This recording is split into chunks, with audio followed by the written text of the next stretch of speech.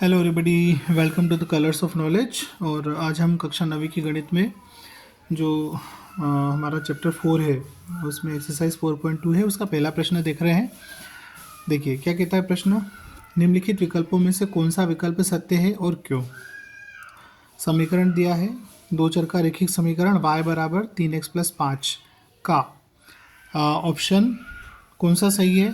तो ऑप्शन जो पहला है वो दिया है, एक अद्वितीय हल है, केवल दो हल हैं और अपरिमित रूप से अनेक हल हैं।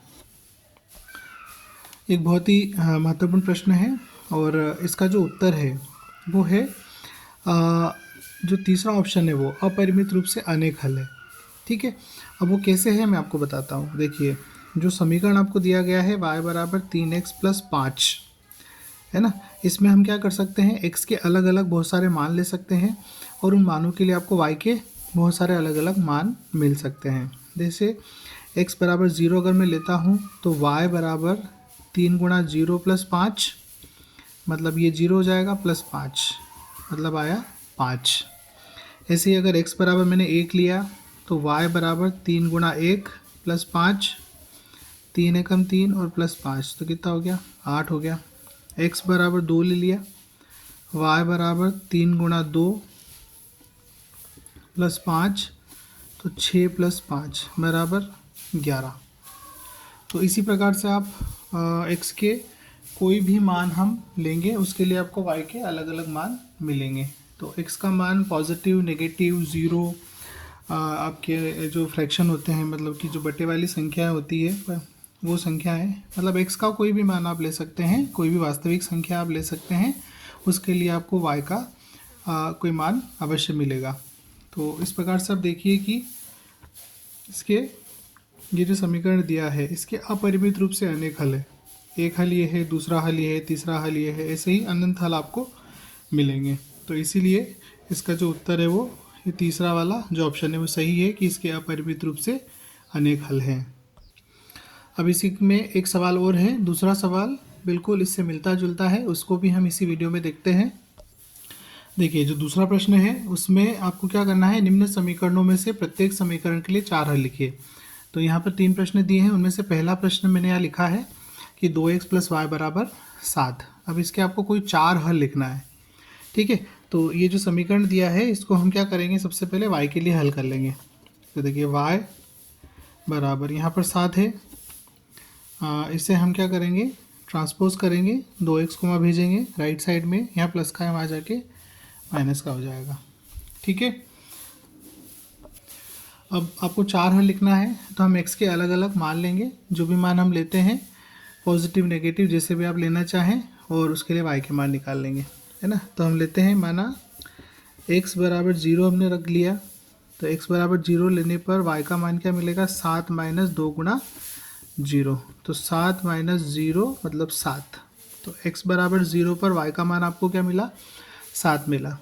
ऐसे ही x बराबर 1 लेंगे आप, तो y बराबर 7 - 2 गुणा 1, तो 7 - 2 एकम 2 कितना हो जाएगा, 5। ऐसे ही x बराबर 2 लेंगे तो y बराबर 7 - 2 गुणा 2, 7 - 2 दूनी 4, कितना मिलेगा, 3 मिलेगा। ऐसे ही x बराबर 3 ले लेते हैं, y बराबर 7 - 2 गुणा 3, तो ये हो जाएगा 7 - 2 तिया 6, कितना हो जाएगा, 1 हो जाएगा।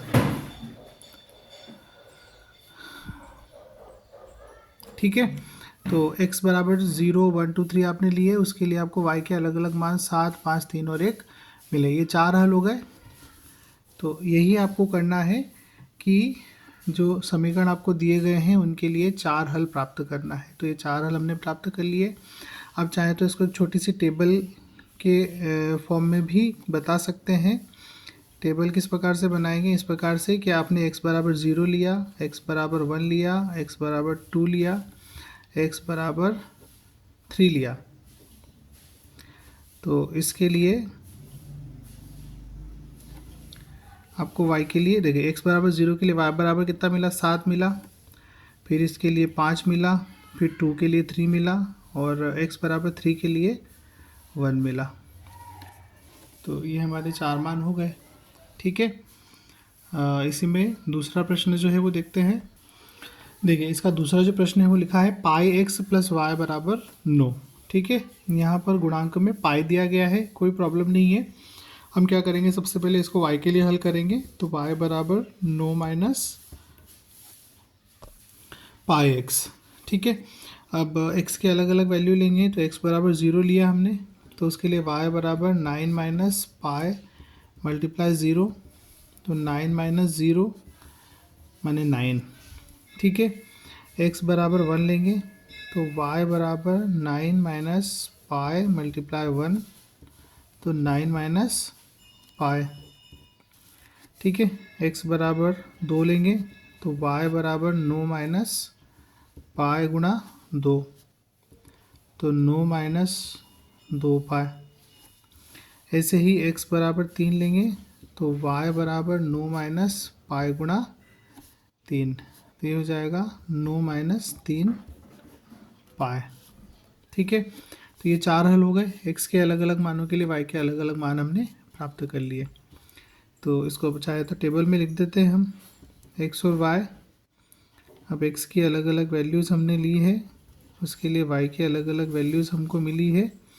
x बराबर 0, फिर 1, फिर 2 और फिर 3।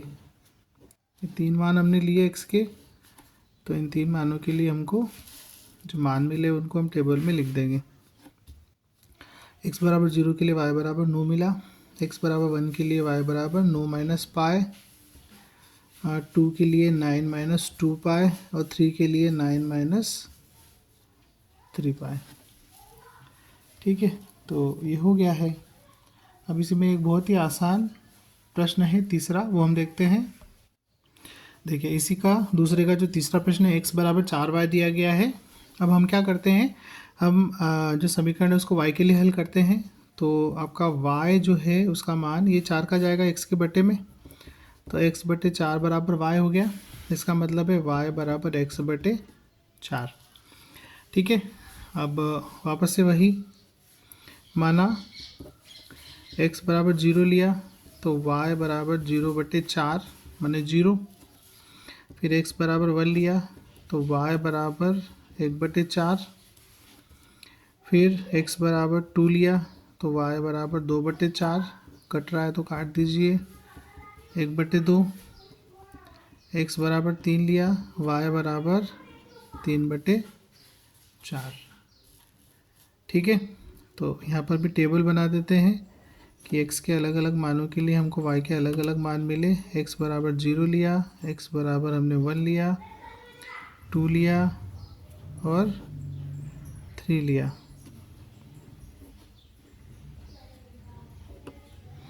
ठीक है, तो वैल्यू मिली x बराबर 0, y बराबर 0, 1 के लिए 1/4, 2 के लिए 1/2 और 3/4। ठीक है, तो ये जो पहला और दूसरा प्रश्न है, प्रश्नावली 4.2 कक्षा 9वीं के गणित में, ये हमने हल कर ली है। और 2 प्रश्न हल कर लिए हैं, 2 प्रश्न और बचे हैं, वो अगले वीडियो में हम डिस्कस करेंगे। तब तक आप पढ़ते रहिए और वीडियो को लाइक कीजिए, शेयर कीजिए और चैनल को सब्सक्राइब कीजिए। Thank you.